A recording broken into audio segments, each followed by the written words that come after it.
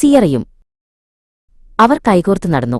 നഗരത്തിന്റെ തിരക്കിൽ നിന്ന് അകന്ന് ഒരു പുതിയ യാത്ര തുടങ്ങി.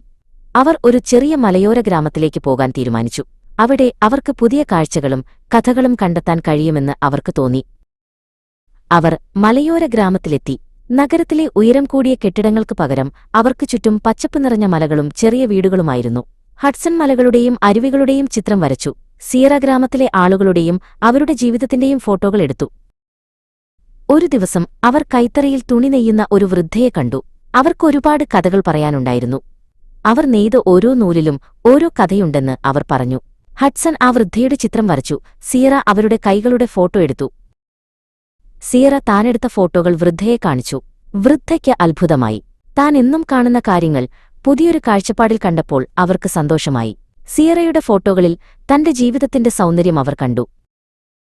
ഹഡ്സണും സിയറയും തങ്ങൾ വരച്ചതും എടുത്തതുമായ ചിത്രങ്ങൾ പരസ്പരം പങ്കുവച്ചു. ഹഡ്സണിന്റെ ചിത്രങ്ങൾ കഥയുടെ ആത്മാവിനെ പിടിച്ചെടുത്തു. സിയറയുടെ ഫോട്ടോകൾ ആ നിമിഷത്തിന്റെ സൗന്ദര്യത്തെ ഒപ്പിയെടുത്തു. അവരുടെ കലകൾ ഒരുമിച്ച് ചേർന്നപ്പോൾ അതൊരു പൂർണ്ണമായ കഥയായി മാറി. അവർ ഒരുമിച്ച് ഒരു പുസ്തകമുണ്ടാക്കാൻ തീരുമാനിച്ചു. ഹഡ്സണിന്റെ ചിത്രങ്ങളും സിയറയുടെ ഫോട്ടോകളും ചേർത്ത് ആ ഗ്രാമത്തിന്റെ കഥ പറയാൻ അവർ തീരുമാനിച്ചു.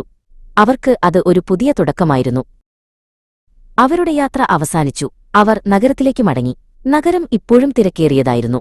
പക്ഷേ ഹഡ്സണിന്റെ ഹൃദയത്തിലെ ശൂന്യത മാറിയിരുന്നു. അവർക്കിപ്പോൾ ഒരു ലക്ഷ്യമുണ്ടായിരുന്നു: ഒരുമിച്ചൊരു കഥ പറയാൻ. അവർ ഒരുമിച്ച് അവരുടെ പുസ്തകത്തിൽ പ്രവർത്തിക്കാൻ തുടങ്ങി. ഹഡ്സൺ ചിത്രങ്ങൾ വരച്ചു. സിയറ ഫോട്ടോകൾ തിരഞ്ഞെടുത്തു. ഓരോ ചിത്രത്തിലും ഓരോ ഫോട്ടോയിലും അവരുടെ പ്രണയവും സൗഹൃദവും നിറഞ്ഞുനിന്നു. അവരുടെ പുസ്തകം പ്രസിദ്ധീകരിക്കപ്പെട്ടു. അത് ആളുകൾക്ക് വളരെ ഇഷ്ടമായി. അത് ഹഡ്സണിന്റെയും സിയറയുടെയും കഥ മാത്രമല്ല, അവർ കണ്ടുമുട്ടിയ ആളുകളുടെയും സ്ഥലങ്ങളുടെയും കഥ കൂടിയായിരുന്നു. അവരുടെ കഥ അവിടെ അവസാനിച്ചില്ല. അവർക്ക് മുന്നിൽ ഇനിയും ഒരുപാട് യാത്രകളും കഥകളുമുണ്ടായിരുന്നു. അവർ കൈകോർത്ത് അടുത്ത യാത്രയ്ക്കായി തയ്യാറായി.